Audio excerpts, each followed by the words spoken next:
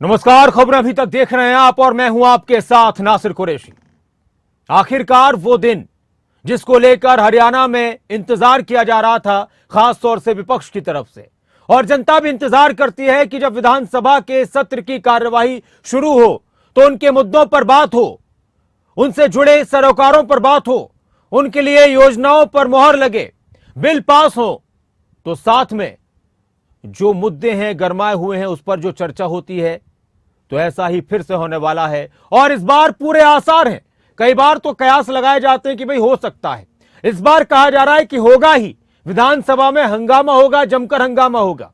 और हो सकता है कि यह भी कहा जाए इधर से भी उधर से भी कि हम अपने अमल का हिसाब क्या देते, सवाल सारे गलत थे, जवाब क्या देते।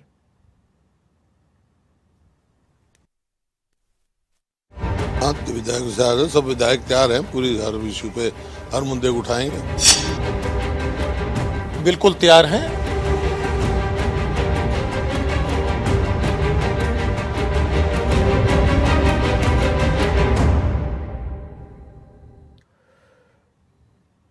कौन कितना तैयार है यह एक सवाल है, लेकिन मुद्दे बहुत सारे हैं, मुद्दों की भरमार है। यह पहले से ही साबित हो चुका है, चाहे वो बाढ़ और बारिश का मुद्दा हो, चाहे वो सीईटी का मुद्दा हो, चाहे वो नौ हिंसा का मुद्दा हो, कानून व्यवस्था का मुद्दा हो, महंगाई बेरोजगारी का मुद्दा हो। विपक्ष ने तैयारी कर ली है, रणनीति बना ली है कि हम सरकार को घेरेंगे, सवाल पूछेंगे।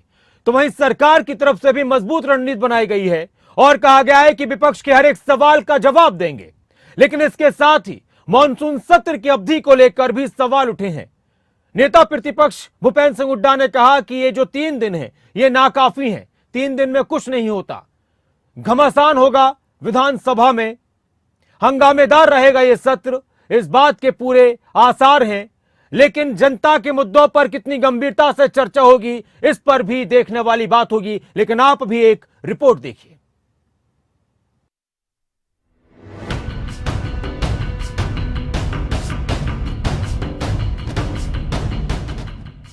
हरियाणा में विधानसभा का मानसून सत्र शुक्रवार से शुरू होने जा रहा है। इस बार का मानसून सत्र कई मायनों में अहम रहने वाला है, क्योंकि विधानसभा में विपक्ष कई मुद्दों पर सरकार को घेरने की प्लानिंग में है। चाहे वो मुद्दा नौ हिंसा का हो, महंगाई का हो, या फिर बाढ़ का हो, या किसानों के मुआवजे का। विपक्ष इन सभी मुद्दों के साथ सदन में आने के लिए पूरी तरीके से तैयार है और सत्ता पक्ष से सवाल करेगा। वहीं सत्ता पक्ष की ओर से भी विपक्ष के सवालों का जवाब देने के लिए कमर कस ली गई है। विपक्ष के पास सदन में सरकार को घेरने और सवाल जवाब करने के लिए महज 3 दिन है। गुरुवार को ही बिजनेस एडवाइजरी कमेटी की बैठक में विधानसभा मानसून सत्र की अवधि तय की गई। इसमें फैसला हुआ कि विधानसभा का सत्र 3 दिन होगा। विधानसभा सत्र की कार्यवाही 25 अगस्त से शुरू होकर 26 और 27 अगस्त को अवकाश रहेगा। इसके बाद 28 और 29 अगस्त को फिर से सदन की कार्यवाही चलेगी। लेकिन विपक्ष के लिए ये 3 दिन काफी नहीं है। विपक्ष चाहता है कि सरकार लंबी चर्चा करे, मुद्दे बहुत हैं, ऐसे में सदन की कार्यवाही के लिए दिन भी बढ़ाए जाने चाहिए। हरियाणा के नेता प्रतिपक्ष भूपेंद्र सिंह हुड्डा जब बीएसी की मीटिंग से बाहर आए तो उन्होंने सत्र की अवधि पर सवाल खड़े कर दिए और कहा कि इसे और ज्यादा बढ़ाया जाना चाहिए। इसके साथ ही भूपेंद्र सिंह हुड्डा ने सत्र में नौ हिंसा का मुद्दा उठाने की भी बात कही। देखिए, अभी तो जो बीएसी में जो सरकार की तरफ से आया था वो 25 तारीख और 28 और 29 इन दिन का, जबकि मैंने कहा था भी एक नाकाफी है, इसको बढ़ाया जाए। तो मैंने कहा है, लेकिन मेजोरिटी उनकी है और विधानसभा में उठाएंगे, इसको बढ़ाना चाहिए, क्योंकि बहुत ज़्यादा ज्वलंत मुद्दे हैं जिनके लिए समय नाकाफी है। सर, सीईटी का मुद्दा हो, नूह का मुद्दा हो, तमाम मुद्दे आपने तैयार कर रखे हैं। सत्ता पक्ष भी अपनी तैयारी में है। क्या आप कल जो है तैयारी करके जाएंगे? विधायकों के साथ भी मीटिंग है कुछ दिन? हाँ, विधायक तैयार है, सब विधायक तैयार हैं, पूरी हर इशू पे हर मुद्दे को उठाएंगे। अब सबसे पहले उन मुद्दों के बारे में आपको बताते हैं जिन मुद्दों को लेकर विपक्ष मानसून सत्र के साथ ही सरकार को घेर सकता है। विपक्ष के लिए नौ हिंसा का मुद्दा एक बहुत बड़ा मुद्दा होगा। नौ हिंसा का मुद्दा उठाते हुए विपक्ष सरकार को कानून व्यवस्था को लेकर घेरेगा। वहीं हरियाणा में बाढ़ से हुई तबाही का भी एक बड़ा मुद्दा है। बाढ़ से किसानों को हुए नुकसान और फसलों के मुआवजे दिलाने की मांग को लेकर विपक्ष अक्सर सरकार को घेरता आया है। ऐसे में सदन में भी विपक्ष इस मुद्दे को जरूर उठाएगा। इसके साथ ही सीईटी और पेपर लीक का मुद्दा भी विधानसभा में गूंजता दिखाई देगा। और साथ ही महंगाई, भ्रष्टाचार और बेरोजगारी का मुद्दा भी विपक्ष के लिए काफी अहम है। आपके कौन कौन से मुद्दे होंगे विधानसभा में इस बार? विधानसभा में बहुत सारे मुद्दे हैं। मैंने 10 कॉलिंग अटेंशन दे रखे हैं अपने। मैंने जो बाढ़ आई है इस पे दिया हुआ है, बुढ़ापा पेंशन पे दिया है, नू बड़े इशू पे दिया, लॉ एंड ऑर्डर पे दिया हुआ है। इस तरह से जो आपका सिटी का मुद्दा है उसके ऊपर दिया हुआ है, और 3-4 मुद्दे ऐसे और हैं जिनके ऊपर मैंने अपनी तरफ से कॉलिंग दिया। देखते हैं कितने पे चर्चा होती है। अब सवाल ये उठता है कि विपक्ष के इन सवालों के जवाब में सत्ता पक्ष की कितनी तैयारी है। हरियाणा के कैबिनेट मंत्री देवेंद्र बबली से जब हमने इसे लेकर सवाल किया तो उन्होंने विपक्ष के सभी सवालों के जवाब देने के लिए तैयार होने की बात कही। बिल्कुल तैयार हैं। मैं अगर बात करूं मेरे कार्यकाल की, जब से मुझे बतौर विकास और पंचायत मंत्री के रूप में जिम्मेवारी मिली, एक बड़ा बदलाव हमारी सरकार की तरफ से किया गया है और उसके रिजल्ट भी अब आने शुरू हुए हैं। एक और सदन में विपक्ष का हंगामा देखने को मिलेगा तो दूसरी तरफ सदन के बाहर भी हंगामे के आसार हैं। आम आदमी पार्टी ऐलान कर चुकी है कि सीएजी के मुद्दे को लेकर विधानसभा का घेराव होगा। वहीं लंबे समय से धरना प्रदर्शन कर रही आशा वर्कर्स ने भी विधानसभा के घेराव की तैयारी कर ली है। किसान भी मुआवजे की मांग को लेकर लामबंद है। ऐसे में सरकार के सामने एक नहीं बल्कि अनेक चुनौतियां हैं, सदन के अंदर भी और सदन के बाहर भी। डेस्क रिपोर्ट, पंकज पांडे, खबरें अभी तक। खबरें अभी तक पर आपको हम सुबह 10 बजे से लगातार हरियाणा विधानसभा के मॉनसून सत्र की कार्यवाही दिखाएंगे। सुबह 10 बजे से लगातार आपके विधायक आपके क्षेत्र के कौन से मुद्दे उठाएंगे, यह आपके लिए जानना जरूरी है। सदन में किन बातों को लेकर सत्ता पक्ष और विपक्ष गंभीरता से चर्चा करेगा, यह बात आपके लिए जानना जरूरी है। तो आप बने रहिएगा खबरें अभी तक के साथ, कल से और अभी से बने रहिए, लगातार बने रहिए, आपका पसंदीदा चैनल। लेकिन एक बात यहां पर जरूरी है और वो ये बात है कि हमेशा जब भी कोई भी सत्र शुरू होता है तो उससे पहले बहुत सारे मुद्दे होते हैं, लेकिन इस बार कुछ ऐसे ज्वलंत मुद्दे जिसका जिक्र कर रहे थे भूपेंद्र सिंह हुड्डा भी, और उन्होंने कहा कि नाकाफी है, ये 3 दिन नाकाफी हैं, इतने सारे मुद्दे हैं, कैसे बात होगी, कैसे चर्चा होगी। हम विधानसभा में इस मुद्दे को उठाएंगे। हम यहां पर अभी चर्चा की शुरुआत करते हैं। कल सदन की चर्चा होगी, उस पर सबकी नजर रहेगी। हमारे साथ रामराज शर्मा जी हैं बीजेपी से प्रवक्ता, हमारे साथ केवल ढींगरा जी हैं कांग्रेस से प्रवक्ता, हमारे साथ मंदी बिश्नोई जी जुड़ेंगे जेजेपी से, और हमारे साथ रजत पंजेटा जी जुड़ेंगे इनेलो से। आप सभी का बहुत बहुत स्वागत है। सबसे पहले रामराज जी आपसे ही सवाल है कि विपक्ष इस बार बहुत तैयारियों के साथ सदन के लिए अपनी रणनीति बना चुका है। बहुत दिन से बार बार हम जब विपक्ष के नेताओं से सवाल करते थे, उनसे बात करते थे, उनका कोई जवाब आता था तो वो कहते थे कि बस मॉनसून सत्र का इंतजार है, इस बार सरकार को चौतरफा घेरेंगे। हम भी तैयार हैं भाई साहब। माननीय मुख्यमंत्री जी ने आज हमारे विधायक दल की बैठक बुलाई है, जिसमें माननीय मंत्री जी शामिल हैं, जेजेपी के भी मंत्री जी और विधायक गण शामिल हैं। हम जवाब देने के लिए तैयार हैं। मेरा विपक्ष से विनम्र आग्रह है कि वो सही समय पर सही क्वेश्चन पूछें। इनका इतिहास रहा है समय व्यर्थ करने का, फालतू का समय व्यर्थ ना करें। और 3 दिन का समय बहुत होता है पूछने वाले के लिए, और ये पहले विधायक कार्य के लिए 4 घंटे का समय होता था, अब 6 घंटे का हो गया है, तो इसमें लगभग 1.5 दिन और बढ़ गया है जी। और सेंटर वाला काम ना करें। जैसे सेंटर में विपक्ष अविश्वास प्रस्ताव लेके आया था, वहां पे जब सही समय आया तो विपक्ष छोड़ के भाग गया। ऐसा कार्य ना करें। और देवतुल्य जनता जनार्दन का हमारे को आशीर्वाद मिला हुआ है। और मेरा इससे कांग्रेस के प्रवक्ता साथी से इससे विनम्र आग्रह है, एक बार रणदीप सुरजेवाला के स्टेटमेंट के बारे में भी वो अपना स्पष्टीकरण दें। वह वो उस बयान का समर्थन करते हैं या नहीं करते, विरोध करते हैं या समर्थन करते हैं। क्योंकि देवतुल्य जनता जनार्दन ने उनको राक्षस कहा है और उन्होंने श्राप दिया है। वो दुर्वासा ऋषि नहीं है श्राप दिया है, वो श्राप देते हैं भूपेंद्र हुड्डा जी को, जिन्होंने उनको हरियाणा की राजनीति से बेदखल कर दिया। उन्होंने भाग के राजस्थान से चुनाव लड़ना पड़ा। जनता जनार्दन ने, देवतुल्य जनता जनार्दन ने क्या कसूर कर दिया, उनको क्यों शराब दे रहे हैं? तो मेरा विपक्ष से यही आग्रह है, भाई वो सही क्वेश्चन उठाएं और हम बिल्कुल तैयार हैं उनका जवाब देने के लिए। फालतू का समय जैसे इतिहास रहा ऐसा ना करें वो। ठीक है जी। और हर मामले में हमने पारदर्शिता बरती है। चाहे नौकरियों में पारदर्शिता हो। हमने जाति पूछ के, क्षेत्र पूछ के, भाई भतीजावाद पूछ के, परिवारवाद पूछ के ऐसे नौकरियां नहीं दी हैं। हमने समान विकास कार्य पूरे हरियाणा में करवाया है, हर मामले में पारदर्शी हैं। और मेरा, जैसे भाई ने नूह हिंसा का जिक्र किया, मैं कांग्रेस के प्रवक्ता साथी से पूछना चाह रहा हूं, वह नूह हिंसा के बारे में आप भी पारदर्शी बने। अपने जो इसके मेवात के विधायक हैं उनका नार्को टेस्ट कराएं, तो राष्ट्र की जनता को अपने आप पता चल जाएगा नूह हिंसा किसने कराई, ठीक है जी, उनके कौन कौन से एमएलए इसमें इन्वॉल्व थे। ठीक है सर। तो मेरा इनसे विनम्र आग्रह है इस बात के लिए। ठीक है ये तुमने जनता जनार्दन रामराज हमारे जी, पास- बहुत सारी बातें आपने कर दी और हर बात आपने विनम्र आग्रह के साथ किए केवल ढींगरा जी।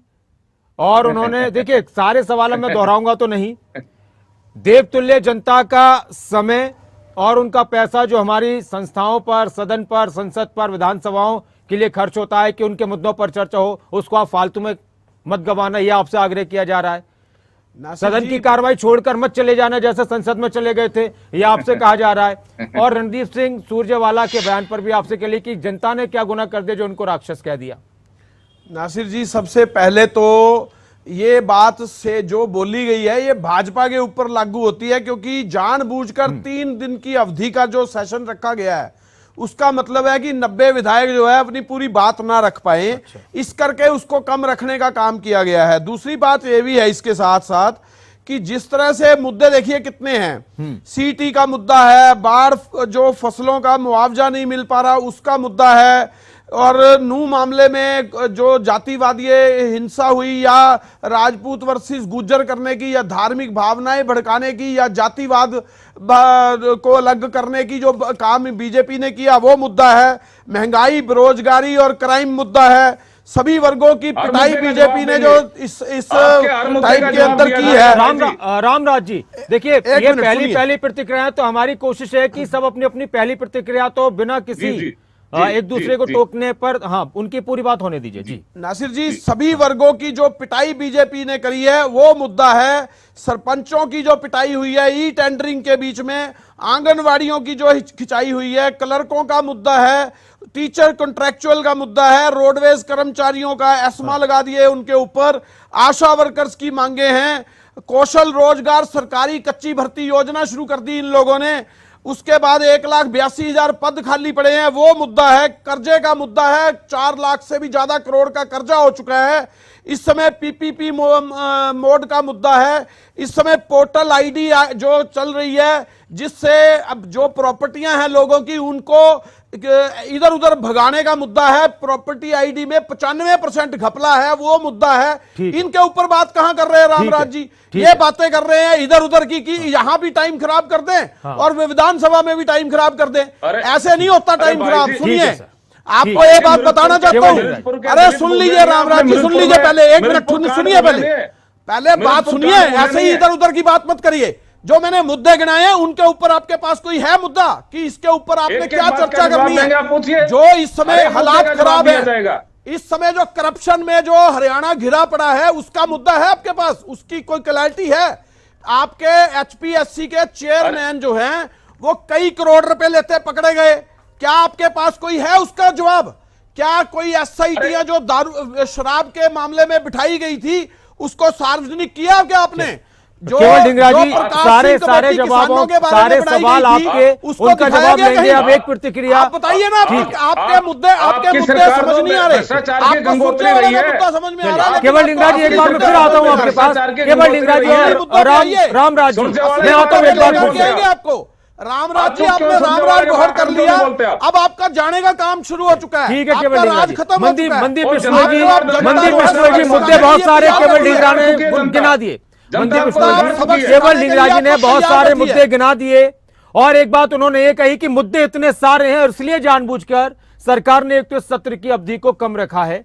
नेता प्रतिपक्ष भूपेंद्र सिंह हुड्डा भी कह रहे थे कि हम इस मुद्दे को उठाएंगे सत्र के अंदर भी, सदन के अंदर भी।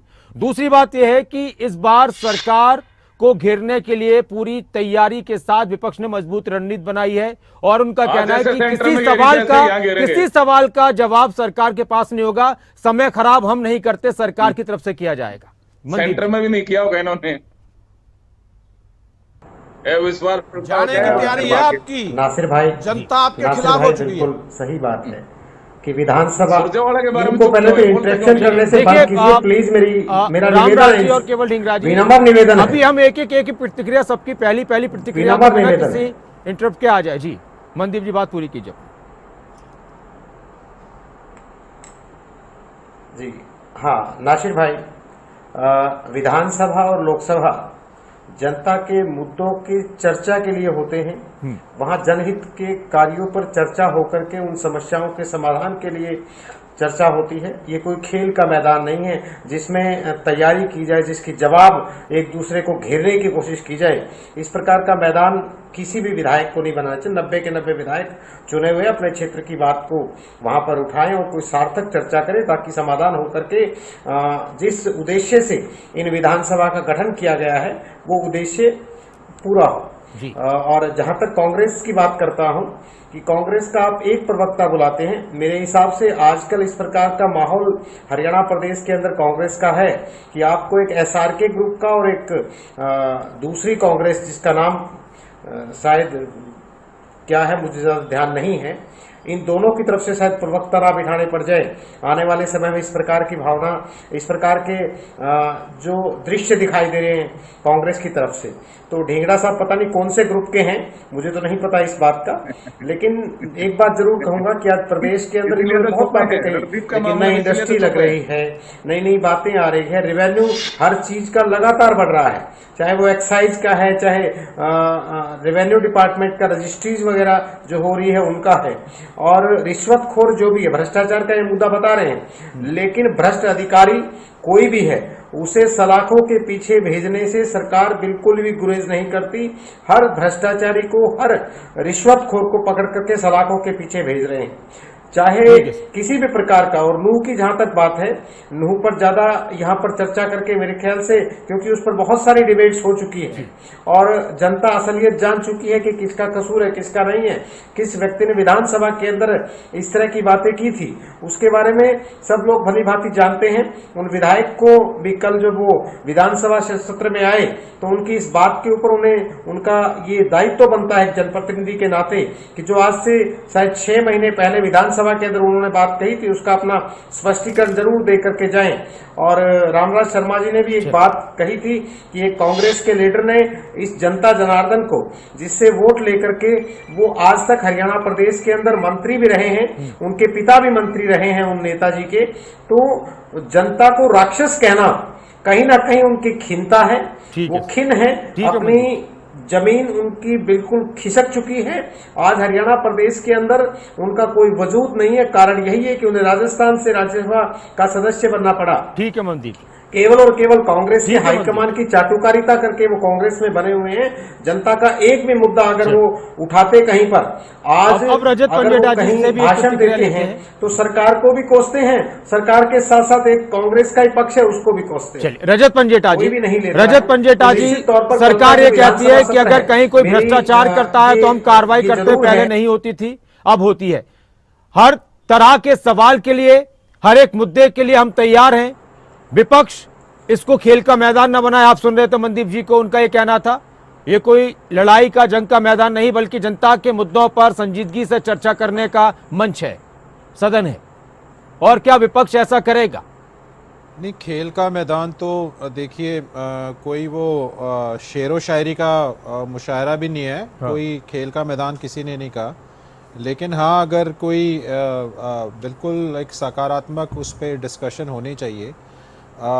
लेकिन विपक्ष को कम से कम सरकार के में इतना वो होना चाहिए कि वो सकारात्मक जो है, अगर आलोचना है या अगर आपको कहीं करेक्ट कर रहा है कोई, तो उसको सुनने का मायदा रखें, उन्हें नेम करने का या ऐसे ही हालात ना पैदा करें। और संभावित ये हो सकता है नासिर जी की आखिरी विधानसभा सत्र, उसके बाद हमें एक नई विधानसभा देखने को मिले, संभावित। मेरा ये मानना है, अगर हो सकता है कि आखिरी ही हो।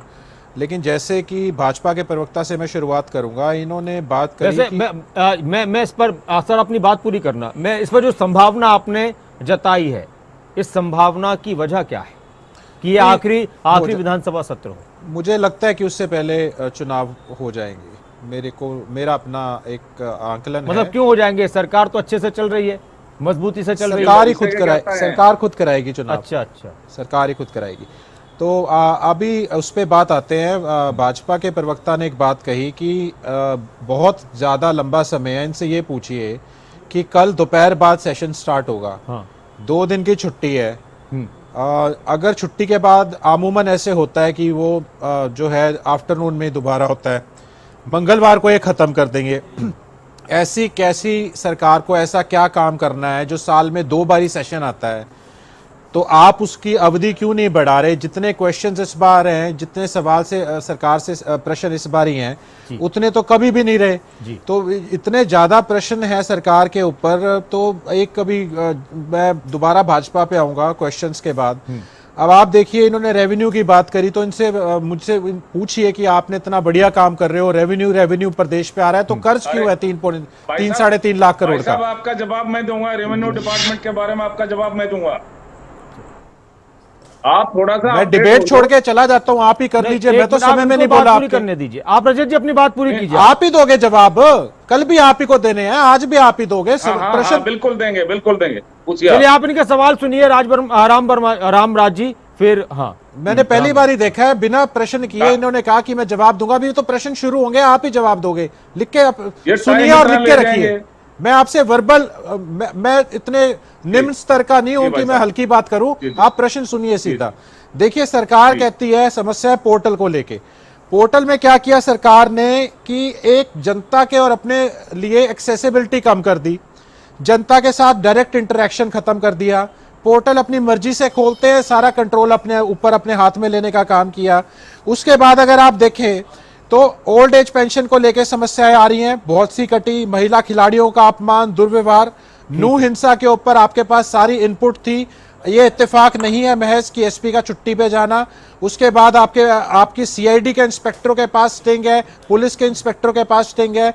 उसके बाद अगर प्रॉपर्टी आईडी ले, प्रॉपर्टी आईडी वही पोर्टल, वही समस्या, वही रिश्वतें ठीक कराने के लिए। ये किसने आपसे मांग करी, किसने मांगी आपसे, ये सब बताने का काम करें। फसल बीमा में क्यों क्लेम रिजेक्ट हुए, फसल बीमा के लिए क्यों किसान धरने पे है, क्यों लघु सचिवालयों का घेराव हो रहा है। उसके बाद रिजेक्ट, सबसे बड़ी बात है, आपने किस बेसिस के ऊपर प्रधानमंत्री फसल बीमा योजना में जो क्लेम रिजेक्ट हुए उसका बात करें।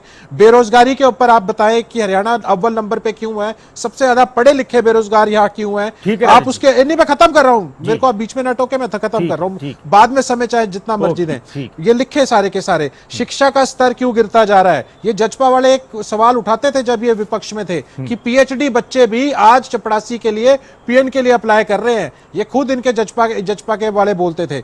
अब आप ये बताइए कि ये अस्थायी रोजगार निगम, जिसको ये कौशल रोजगार निगम कहते हैं, उस पे किस बेसिस पे मेरिट है? कोई मेरिट नहीं, कुछ नहीं। सीधा अपने चहेतों को किसी भी स्टेट के उठा के भर्ती करो, बात खत्म। उसके बाद बाढ़ में किसानों का जान माल का नुकसान जो हुआ सो हुआ। उसके बाद जो लोगों के गोडाउन में खाद, बीज, सीमेंट, सुनिए आप, किराने का सामान, बहुत सारे सवाल हो गए, उतने नहीं बहुत सारे नहीं है ना। मैं खत्म कर रहा हूं, 5 सेकंड 10 सेकंड दीजिए।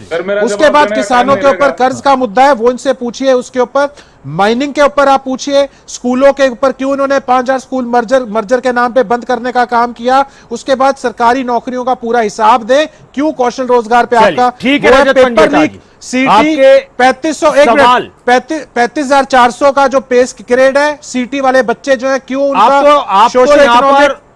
आप मैं खत्म कर रहा हूं ना।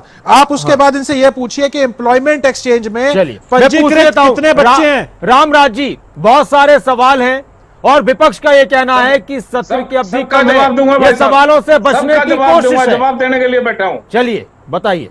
शुरू हो जाऊं? राम जी, इजाजत है? भाई साहब, इन्होंने रेवेन्यू डिपार्टमेंट के बारे में कहा। मैं मेरे भाई को बताना चाहता हूं, रेवेन्यू डिपार्टमेंट में वो काम कर दिया हमारे राजस्व डिपार्टमेंट में जो आज तक कोई नहीं कर पाया। सवाल क्या था, कर्ज क्यों नहीं कम हो रहा? आप क्या जवाब दे रहे हो? आप गुड़गांव, अरे मैं पूछ रहा हूं प्रदेश में कर्ज क्यों है? में करा सकते हो। अरे प्रदेश में कर्ज क्यों है? प्रदेश में कर्ज क्यों है? कर्ज तो आपका सवाल ये है। और ये मेरा भाई नौकरियों की बात कर रहा है। अरे जिनके आका की नौकरियों में रिश्वत लेने के मामले में सजा होगी हो,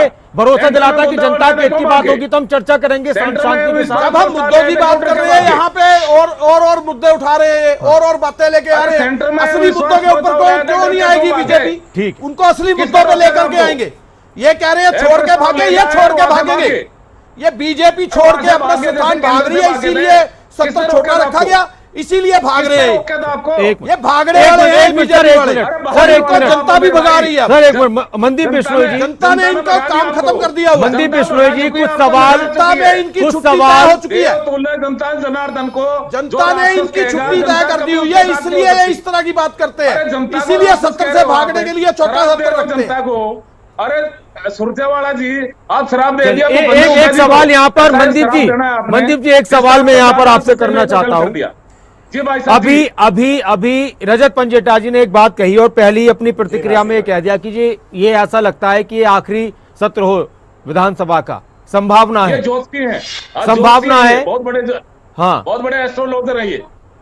नहीं, मैं मनदीप जी से जानना चाह रहा हूँ कितना कर्जा है, एक मिनट सर, एक मिनट जी। हाँ, हरियाणा के ऊपर कितना सारा कर्जा है बताइए, अरे और कर्जा कैसे तो आया छोड़ कर्जा? के वो गए। बताइए। केवल लिंगराज जी, आगे उनको भी पैसा। शामिल करने दीजिए चर्चा। मनदीप जी और रामराज जी एक मिनट। मनदीप जी, सरकार खुद कराएगी, वो ये कह रहे हैं चुनाव खुद कराएगी, हमने कर्जा तो घटाया। इसलिए विपक्ष ये कह रहा है कि भाई आखिरी सत्र हो सकता है, इसलिए और ज्यादा वक्त मिलना चाहिए था चर्चा के लिए, जनता के मुद्दों के लिए।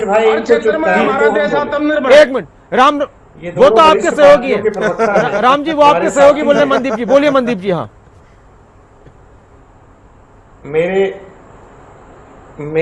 मेरा इन दोनों साथियों से ये निवेदन है कि डिबेट बड़े अच्छे तरीके से करें, चलनी भी चाहिए। एक महत्वपूर्ण और अच्छे चैनल के ऊपर हम बैठ करके सार्थक बहस करने का प्रयास कर रहे हैं। कल सत्र प्रारंभ हो रहा है। नासिर भाई, आपने पूछा कि रजत भाई ने कहा कि ये आखिरी सेशन हो सकता है। देखिए, विपक्ष का काम कयास लगाना है। जिस दिन सरकार शपथ ग्रहण करती है, विपक्ष उसी दिन से कयास लगाता है कि सरकार मध्यावधि चुनाव होगी, 2 महीने की है, 3 महीने की है, 6 महीने की है। लेकिन जनता ने इन 90 विधायकों को पूरे 5 साल के लिए चुना है और मुझे पूरी उम्मीद है और विश्वास है कि गठबंधन के दोनों सहयोगी, हम भी और भारतीय जनता पार्टी भी, लगातार ये कह रहे हैं मीडिया के सामने कि सरकार पूरे 5 साल चलेगी। 5 साल के लिए चुनी गई है, 5 साल चलेगी, चुनाव समय पर आएगी। तो विपक्ष का काम कयास लगाना है, कयास लगाने इनका अधिकार है, इनसे कोई रोक नहीं सकता, आगे कोई रोके। रामराज जी, उम्मीद है कि कल विपक्ष के साथी भी शायद सार्थक बहस करेंगे, मुद्दे उठाएंगे। पिछली बार की तरह, 1 मिनट नासिर भाई, 1 मिनट और लूंगा, सिर्फ 10 सेकंड जी। पिछले विधानसभा सत्र में शायद एक विधायक थे, उन्होंने ये मुद्दा उठाया कि कोई रजिस्ट्रियां, कोई जमीन खरीद ली, कोई रजिस्ट्रियां खरीद ली। आज तक वो रजिस्ट्रियां तो पेश हुई नहीं और मुझे उम्मीद है कि इस बार वो सेल डीड और रजिस्ट्रियां लेकर के शायद विधानसभा में पहुंचेंगे ताकि जनता को पता लगे। वो विधायक कहते हैं कि हमें विधानसभा में बोलने नहीं दिया जाता और हमें फिर सहित बाहर भी विधानसभा में रखें। नहीं, ऐसा नहीं है। अगर उन्हें नहीं बोलने दिया जाता, शायद किसी को बोलने नहीं दिया जाता। सबसे अगर उन्हें नहीं बोलने दिया जाता तो शायद किसी को नहीं बोलने दिया जाता। सबसे ज्यादा हमने उनको बोलते हुए हम सबने सुना है, देखा है। वो किसी को बोलने नहीं देते। अच्छा, ये अच्छी बात है कि मजबूत रिश्ता है। रामराज जी, आपने कहा कि हमारी सरकार बनेगी, तो आप ये कह रहे हैं कि जेजेपी और बीजेपी की सरकार बनेगी फिर से हरियाणा में? देखो, देवतुल्य जनता जनार्दन का हमारे ऊपर आशीर्वाद है और आगे भी रहेगा। आपको बीजेपी को जेजेपी का सपोर्ट जरूरी है, चाहिए, क्योंकि उससे और मजबूती मिलेगी बीजेपी को। देखो, वो तो हाईकमांड का काम है, उस बारे में वो तो बड़े लेवल की बातें हैं, उस बारे में मैं नहीं कहना चाह रहा। मैं ये कहना चाह रहा हूँ, प्रदेश की देवतुल्य जनता जनार्दन का बीजेपी को ऊपर आशीर्वाद है और आगे भी रहेगा। सेंटर में भी हमारी सरकार बनेगी। पहले सेंटर के चुनाव होंगे, माननीय नरेंद्र मोदी जी, हाईकमान तो ये कह रहा है बीजेपी लग लड़ेगी या जेजेपी लग लड़ेगी, ये कहाँ से क्या बोल रहे हैं? हाईकमान ने तो बीजेपी की हाईकमान ने तो बोला। ये बीच में एक सवाल इसलिए कर लिया था कि वो देखो वो बीजेपी की हाईकमान तो बोल रही है कि हमारा जेजेपी से कोई लेना देना नहीं। बारे में मैं देखो, रामराज जी पहले हाईकमान से पूछ के आइए। पहले मोदी जी प्रधानमंत्री बनेंगे, फिर हमारी। अब एक सवाल इसी पर आपसे, केवल लिंगराज जी, एक सवाल इसी पर आपसे। केवल ढींगड़ा जी आप बार बार इस प्रकार नासिर भाई एक सवाल चाह रहे थे बीजेपी को, एक सवाल है अब नासिर ये भाई, गोदी में बैठ केवल गए ढींगड़ा जी थे। बार बार अब देखिए ना क्या होगा इनका, लेकिन इनको वोट देने वाला बीजेपी कांग्रेस का चलिए वही सवाल आ गया। केवल ढींगरा जी वो तो दो अलग अलग पार्टियां हैं। केवल ढींगरा जी दोनों के बारे में क्या इनका कहना है, उनके बारे में एक मिनट सुनिए नासिर जी, पार्टियां तो दोनों हैं अलग अलग, और ना ही ये अलग अलग लड़ेंगी भी अलग अलग, तो फिर इकट्ठी कैसे हुई? और दूसरी बात, ये यमुना पार पहुंचा रहे थे पिछली बार बीजेपी को, इस बार किस बात की वोट मांगेंगे? लेकिन यमुना केवल पार ढींगरा पहुंचाने जी, की या ये तो दो यमुना अलग के अलग इनकी पार्टियां गोदी में हैं। बैठने की? आपकी तो एक पार्टी में अलग अलग इतनी नासिर भाई दूरियां हैं। नहीं, एक मिनट इनसे सवाल लो ना कि अब ये गोदी में बैठने की वोट मांगेंगे ऐसा या है। यमुना पार पहुंचाने की बीजेपी को वोट मांगेंगे? किस बात की जेजेपी वोट मांगेगी? नंबर तो हमारा यहाँ एक मिनट, केवल ढींगरा जी, नासिर भाई, हर केवल बात का ढींगरा जी, जवाब आप देंगे। मेरे सर मेरी कोशिश है कि हम विधानसभा के मुद्दों पर चर्चा करें। केवल ढींगरा जी, मुद्दे आपके बहुत सारे सवाल कर रहे हैं, हैं। मुद्दे बहुत सारे हैं, लेकिन आपके वो मुद्दे, इधर उधर भाग रहे हैं, आपके वो मुद्दे आपकी गुटबाजी पर, आपको नकार चुकी है। आपके वो मुद्दे आपको गुटबाजी की वजह से आपके लिए आपके प्रॉब्लम खड़ी रणदीप कर देते सुरजेवाला हैं। यहाँ से बात करते मेरा हैं। हमारी पार्टी में कोई गुटबाजी नहीं है, ये बीजेपी के अंदर गुटबाजी है। आप राव इंद्रजीत के बयान सुन लो, अरविंद शर्मा के सुन लो, और आप सुन लो अनिल विज के, आप सुन लो, आप कौन सी सभी कांग्रेस के से बयान ये तो सुन लो बता दो। बीजेपी वालों के, सभी आप के रणदीप विरोधाभास सुरजेवाला की है, कांग्रेस से आपस हो, में लड़ के खैलजा मर की रहे कांग्रेस से हैं, हो, और जेजेपी भूपेंद्र इनके की साथ नहीं कांग्रेस से है। हो, जेजेपी अलग, या ये किरण अलग, चौधरी सब अलग कौन अलग से है, कांग्रेस के इनका कोई कौन से लेना देना कांग्रेस नहीं के आपस प्रवक्ता में। मेरे भाई, ये ठीक तो है। बता दो ठीक है कौन सी कांग्रेस के प्रवक्ता रजत जी, ये तो आप बता कुछ दो। कह रहे हैं? रजत जी बोलिए, रजत पंजेटा जी। ये आपको इलेक्शन के अंदर पता लग जाएगा, जब दहाई का आंकड़ा नहीं पार कर पाओगे आप, अच्छा बहुत आप बड़े पता लग दोस्ती जाएगा आप आपको तो। कौन सी कांग्रेस है। और वही कांग्रेस आपके कच्चे चिट्ठे अरे खोल के आपका तो खाता भी नहीं खुलना करप्शन मेरे किए भाई। सबको उठा के अंदर देंगे तो पता चल आपका जाएगा खाता कौन नहीं से, खुलना, पता लग जाएगा कौन सी कांग्रेस चलिए है। सर, ऐसा करते हैं हम लोग ना उसी मुद्दे पर रहते हैं। कल का दिन बहुत अहम है हरियाणा के लिहाज से, सिर्फ 3 दिन है सत्र की कार्रवाई के लिए। सबका विश्वास। चलिए ये कांग्रेस आपको तब समझ में आई रजत पंजेटा जी आप कुछ कह रहे हैं, बोलिए। देखिए नासिर जी, हाँ, जहाँ तक इन्होंने कहा कि मुझे जोशी बताने का काम किया, ऐसे कयास लगाए जा रहे हैं कि विधानसभा के और लोकसभा के अगर चुनाव साथ हो जाते हैं तो आपको भी पता है कि आचार संहिता लग जाएगी अगले साल पहले या दूसरे महीने में, अगर आम चुनाव और लोकसभा के जो है विधानसभा के अगर साथ होते हैं। तो इसीलिए मैंने कहा था कि संभावना अगर साथ होते हैं तो संभावना ये बनी है कि आखिरी विधानसभा सत्र इसको मान के चले। तो इसमें तो सीधी सीधी कैलकुलेशन है। मुझे लगता है इन्होंने पता नहीं क्यों अपना जो खुद जिस वेशभूषा में बैठे हैं ज्योतिष बनके, वो मुझे बोलने का काम तो किया। ज्योतिष तो आपको उन्होंने कहा है, जेजेपी के प्रवक्ता मनदीप जी ने। हाँ चलो, मनदीप जी का तो आगे जो भविष्य है वो तो जनता तय कर ही देगी, उसमें मैं उनका ज्यादा आपने नहीं कहा कि कयास हर व्यक्ति लगा सकता है और विपक्ष का काम प्रयास करना है। मैंने ज्योतिष की बात अच्छा ठीक है सर, मुझे लगा हमारा उन्होंने कहा, मुझे लगा आपने कहा। ऐसा है माननीय ऐसा है नरेंद्र मोदी जी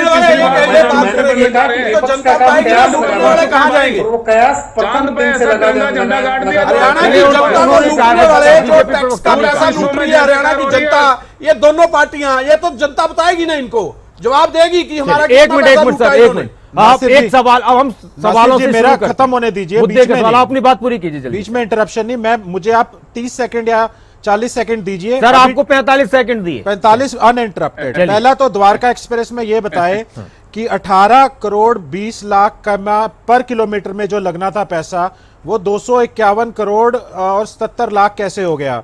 दूसरा, आप ये मेरे को ये बताएं, जो स्कॉलरशिप स्कीम में घोटाला 144 करोड़ का है अल्पसंख्यक मंत्रालय में, वो कैसे हो गया।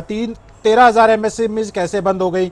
7.5 लाख करोड़ का भारतमाला प्रोजेक्ट में घोटाला कैसे हो गया। 200 करोड़ का अयोध्या डेवलपमेंट में घोटाला कैसे हो गया। ग्रामीण विकास मंत्रालय में 2 करोड़ 83 लाख का जो है आपने फंड्स के अंदर और एडवर्टाइजमेंट में मिसयूज में कैसे किया।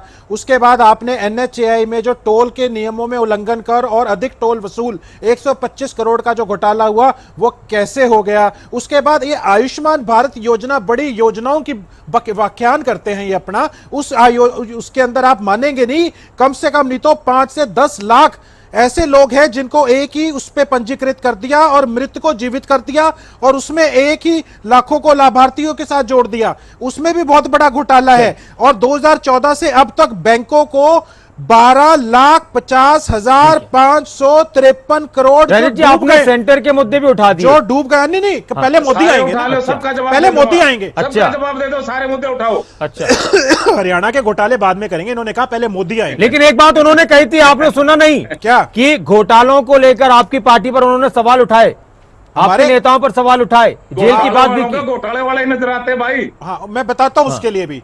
हमारे टाइम में तो प्रदेश तो खजाना भरा हुआ था, हम तो भरा खजाना छोड़ के गए थे। ऊपर का इन लुटेरों ने 4 लाख करोड़, आप और मैं भी 1 लाख करोड़ में डुबा दिया कर्ज में। नासिर जी, आप भी 1 लाख के कर्जदार, मैं भी, ढींगरा जी भी। ये तो पार्टी पिछले 10 साल में भट्ठा बिठा दिया देश का। देश पे पता कितना है? 155 और 12 लाख करोड़ इन्होंने अब लिया। उसके बाद एक लास्ट लाइन बोलूंगा, क्योंकि इन्होंने इनकी वेशभूषा के लिए है और मैं उसमें कोई कमी नहीं छोड़ना चाहता। हमारे देश में कसाई खाने हैं जो वो है 1623। अरे वो आपने खोल रखे हैं, और आपके खोले, उनके मालिक देखो कौन है। संगीत सोम कौन है? आपके खोले हुए हमने बंद करे। भाजपा का संगीत सोम कौन है? उसमें ज्यादातर भाजपा वाले हैं। आपका सबसे बड़े हमने बड़े बंद भाजपा करे, वाले हैं। आपके खोले हुए हैं। और वो जो मिल्क प्लांट हैं, दूध के प्लांट हैं, वो है 213। सर, बहुत सारे सवाल हो गए, इतने सवाल, उनके जवाब भी तो होने चाहिए जी। जल्दी से सबका रामराज जवाब दे दो जी। आप। हाँ, अच्छा, 2 साल में 13 लाख महिलाएं कहीं चली गई। मणिपुर में क्या हो रहा है उसका भी जवाब दे देना। 5 लाख रुपए तक महिलाएं का गायब इलाज फ्री है हो रही उसमें मेरे भाई। आपने तो मणिपुर में जयकार क्या हो करनी रहा है चाहिए, वो इस बात बताइए। के लिए तारीफ करनी चाहिए। एनमी मणिपुर में क्यों चल आपने रहा इस है? बात के लिए तारीफ करनी चाहिए। पंचकुला लोग क्यों तो जला? तारीफ करने लग रहे हैं। अब तक क्यों जला? ऐसा पहली बार हुआ बरवाड़ा है। क्यों जला? जज्जर क्यों अब जला? सर, और एक इतने जो बढ़िया 200 समाधान मुद्दे है, हरियाणा के 4-5 बड़े मुद्दे उठाए आप लोगों ने। अब एक मिनट, रजत पंजेटा जी, रजत पंजेटा जी, 750 मैं उनको भी जोड़ देता हूं। अभय चौटाला भी कह रहे थे कि भाई हम बाढ़ से बारिश के नुकसान का मुद्दा उठाएंगे, नो हिंसा का लेकर आएंगे, सीटी का लेकर आएंगे, बेरोजगारी का लेकर आएंगे। आपको नहीं लगता रामराज जी कि महंगाई बढ़ रही है, बेरोजगारी पर पूरी दुनिया में चर्चा हो रही है, भारत में भी हो रही है, हरियाणा में भी हो रही है कि बढ़ रही है? तेल का भी जोड़ लो, 1 साल में 1/3 कीमत गिर गई क्रूड ऑयल की। और महंगाई तो इतनी है कि तेल की भी टमाटर के जोड़ा। दामों पर तो इन्होंने सस्ता किया। मतलब बड़े बड़े मंत्री भी फर जा रहे हैं आजकल जी। मैं उसका जवाब मैं दूंगा महंगाई का। आपने टमाटर की बात कही है, मैं ओवरऑल महंगाई की बात कर रहा हूं सर। बहुत बड़ी अच्छी महंगाई बात की पूछी मार। आपने। बहुत हुई देखो महंगाई क्या की मार। है, छोड़ दो, बचा लो बारिश की जनता वजह को, से तरस खाओ, टमाटर बेचारे रो रहे हैं। बारिश की वजह से टमाटर की फसल खराब हो गई थी, टमाटर में तो प्याज टमाटर में का रेट आप बढ़ सारे गया था। अडानी अब कब्जा कर दोबारा रहे हैं। फिर डाउन आ गया है। अडानी कब्जा कर रहे हैं दोबारा सारे डाउन आ पे। गया है। और रही बात ये, इन लोगों अडानी के का प्रवक्ता कब्जा हो रहा है साथी सारे कह रहे हैं, पे। भाई हमने सारे हम माल पे सवाल अडानी को उठाएंगे। कब्जा करवा पहले रहे भी हैं सवाल लोग। उठाते रहे ये लोग पहले अडानी क्या पे शोर अडानी मचाने को के सिवाय- कब्जा करवा रहे हैं सारे माल पे। इनका एक एमएलए है, वो सिर्फ शोर मचाने के सिवाय विधानसभा में कुछ नहीं करता। अच्छा, इतिहास गवाह इस बात का तो मेरे भाई। हाँ बिल्कुल। और रही बात ये कांग्रेस वाले भाई रोडों की बात की है। संदीप सिंह अरे का लाखन बताओ। माजरा तक तो रोड बना महिला दिए, कांग्रेस को बताओ आगे सस्पेंड जींद क्यों शुरू हो किया? गया। एक वहाँ एमपी पे ने वाजपेयी की खोद के सरकार रख गिरा दी दिए। थी। मेरा गांव है पौड़ी गांव। हाँ, एक एमपी ने वाजपेयी की सरकार गिरा दी थी। एक एमपी ने लाखन माजरा तक तो आपने रोड बना दिया कांग्रेस की सरकार में। महिला आगे कोच को गड्ढे खोद सस्पेंड के रख क्यों दिए। किया? इनके मंत्री गड्ढे को इनके गड्ढे मंत्री हम को लोगों ने रखा लगे। हुआ है और महिला कोच को हर सस्पेंड कर डिपार्टमेंट दिया। में गड्ढे खोद रखे हैं। मधु गौड़ा हर एक ही डिपार्टमेंट था, में। एक एमएलए था मधु गौड़ा। एक ही एमपी ने वाजपेयी की सरकार गिरा दी थी, वो भी एक ही था। मधु गौड़ा भी एक ही अरे था, सपने एमएलए लेने जो छोड़ सीएम बन गया दो, था। दिन में सपने लेने छोड़ दो। आगे भी हमारी देवतुल्य जनता का आशीर्वाद है। नहीं, हमारी पहले एक मोदी वोट जी लेके प्रधानमंत्री कांग्रेस जा रही है, मोदी जी की बीजेपी सरकार जा रही बनेगी। है, बीजेपी का सुपड़ा साहब। एक मिनट, हरियाणा में आप सरकार हमारी एक बनेगी। वोट लेके आपका राज्यसभा का एमपी बन गया, और बताओ हम एक वोट ना देते बन जाता कार्तिक शर्मा। आप बताओ ना, एक वोट लगा रखी है। और वो क्या एक वोट है? वो फिर भाजपा एक बोला। वोट ने वाजपेयी की सरकार गिरा दी थी। चौपाल पर चर्चा कर रहे हैं। बड़ा एक नेता वोट यहाँ ने से वाजपेयी की भाग के सरकार गया। गिरा दी थी। एक वोट ने आप फिर एक आपने एमएलए था जब मधु गौड़ा। इतना एक एमएलए इतना विश्वास था। एक एमएलए ने आपका नाक में नेता दम कर रणदीप रखा सुरजेवाला है। वहां क्यों भगाया एक आपने? एमएलए को नेम करना ये पड़ता है। रजत एक पंजेटा MLA बोल रहे हैं, को नैलो नेम पुत्र करना में। होता है। एक मिनट, अरे मेरे भाई बताइए ना, रणदीप स्कूल बंद सुरजेवाला कर को दिए 9 साल के अंदर। राजस्थान में भेजा। 5000 एक एमएलए को नेम 5000 करो। स्कूल बंद कर सुरजेवाला को दिए। राजस्थान एक में क्यों एमएलए भेजा? नाक में उसका दम कर जवाब रखा दीजिए है आप लोगों की। आप सही बात का ये जवाब देते नहीं। इनको ये नए प्रवक्ता है, इनको पता कुछ है नहीं हाँ, मुद्दों का। नए प्रवक्ता ये हैं। आगे अपनी बात रखना है, इनको आप- ये नहीं आप पता मेरे को मुद्दे सिखाओगे। की जानकारी लेके अरे आओ भाई, भाई आप साहब। सिखाओगे मेरे को। पहले मुद्दे की जवाब जानकारी दे दो, लेके आओ। रणदीप क्या क्या हम सुरजेवाला 9 के साल बारे में कर दिया खट्टर ने। अरे उनके रणदीप सुरजेवाला ने क्या हाल कर दिया है रणदीप सुरजेवाला? आपको कहा? समझ है कि मुद्दों की बात करो। नहीं, विधानसभा अरे में पर किसने राक्षस क्यों कहा? नहीं, कल विधानसभा अच्छा, में जनता रणदीप के सुरजेवाला उगाड़े करोगे देते रहो, आप। जनता को राक्षस बताते रहो। जब जनता आओगे, को आशीर्वाद दें क्या? आप कल रणदीप अगर सुरजेवाला शराब करोगे। दे रहे हो, लेकिन एक शराब मिनट देना तो सर। भूपेंद्र हुड्डा को दो। जनता ने क्या कसूर किया मेरे भाई? कल क्या जनता को वहां क्यों पे विरासत बता रहे कल हो? क्या विधानसभा में एक ही बात रखोगे, मुद्दों की बात नहीं करोगे क्या? नहीं, मुद्दे आप जवाब नहीं दोगे क्या मुद्दों के? हम मुद्दों की बात कर रहे हैं, जवाब दो इस पे। ऐसा सदन में तो माननीय आप मंत्री जी मुद्दों पे यही और जवाब दोगे क्या? मुख्यमंत्री जी देंगे, ऐसा ही दोगे क्या जवाब क्या? मैं दूंगा? सदन आपका के अंदर ऐसा ही जवाब मिलेगा क्या? मंदीप बिश्नोई जी, एक सवाल ये है, एक मिनट सर, एक मिनट, क्योंकि जवाब आप मिलेगा चलिए, सदन के अंदर। ढिंगरा जी एक मिनट, मुद्दों से बुट कैसे जवाब देंगे? मंदीप जी, अभी आज बीजेपी और जेजेपी विधायकों की बैठक भी हुई, मुद्दों के जवाब कैसे देगी सरकार? क्या सरकार तैयार है? क्योंकि विपक्ष तो कह रहा है कि भाई मुद्दे हमारे पास बहुत मजबूत हैं, गंभीर हैं और बड़े हैं। मनदीप जी बिल्कुल तैयार है, क्योंकि बाढ़ से किसानों को और बहुत सारे लोगों को नुकसान हुआ, उसके मुआवजे का मुद्दा उठ रहा है, अरे ठीक है, कानून व्यवस्था का मुद्दा उठ रहा है, महंगाई की बात हो रही है, सीटी की बात हो रही है। नासिर जी, बाढ़ में सांप काटा जिनको, उनके पास अब हम उनका जवाब भी ले लेते हैं ना, रजत पंजेटा जी, सरकारी रामराज जी दे रहे हैं वो, क्योंकि आपने बाढ़ की बात करी है जी मनदीप जी। सांप काटने से, जहरीले सांप काटने से जो लोग मरे, एंटीडोट नहीं है सरकार के पास, ठीक, एंटी सिरम नहीं है इनके पास। निवेदन जी कि मनदीप, हम चौपाल पर चर्चा नहीं कर रहे हैं, हम एक अच्छे चैनल के ऊपर, प्रमुख चैनल है हरियाणा प्रदेश का, उसके ऊपर डिबेट कर रहे हैं। जनता हमें सुन रही है, देख रही है, तो निश्चित तौर पर डिबेट के कोई मापदंड होते हैं, मानदंड होते हैं, कुछ मर्यादा होती है, उस पर रखनी चाहिए। मापदंड आपकी मर्यादा क्या थी? गोदी मीडिया, गोदी बीजेपी की गोदी में बैठ गया, आपकी क्या मर्यादा थी बताइए? वोट कहाँ मांगी, बैठे किसकी गोदी में जाके?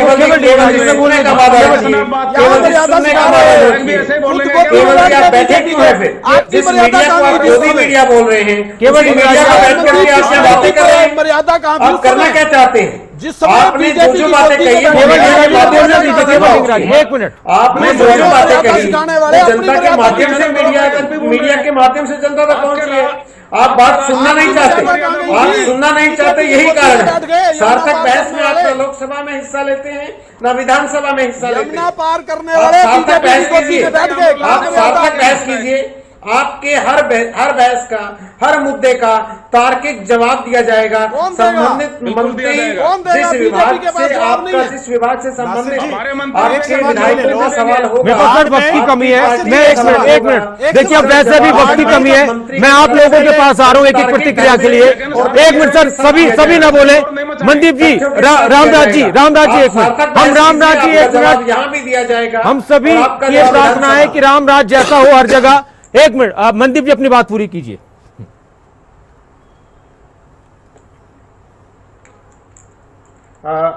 नासिर भाई, निश्चित तौर पर विपक्ष का काम सवाल उठाना होता है और सत्ता पक्ष का काम तथ्यों के साथ उसका जवाब देना होता है। विपक्ष के जितने भी विधायकों के जो भी सवाल होंगे, उन्हें संबंधित विभाग के मंत्री महोदय उनका जवाब तथ्यों के साथ देंगे, ऐसा निश्चित तौर पर है।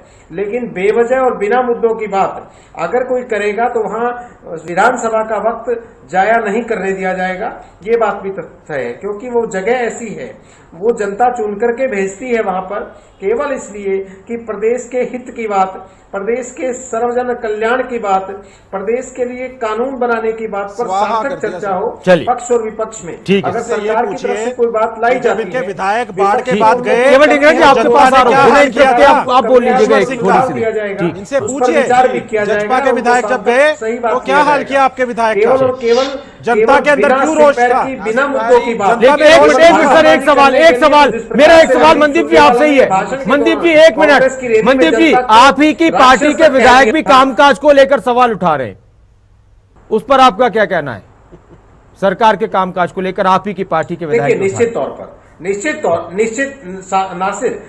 तौर पर जनता का प्रतिनिधि विधायक होता है और अपने क्षेत्र की बात की अगर कोई बात आती है तो उसके बारे में सवाल उठाना उसकी दायित्व तो बनता है, उसकी जिम्मेवारी बनती है। और जहां तक आवाज उठाने की बात है, वहां पर आवाज उठाई जाती है तो उसका हल भी होता है। मैडम नैना चौटाला जी ने कोई मुद्दा उठाया था तो लोकतंत्र के अंदर। ठीक है सर, वक्त की कमी है।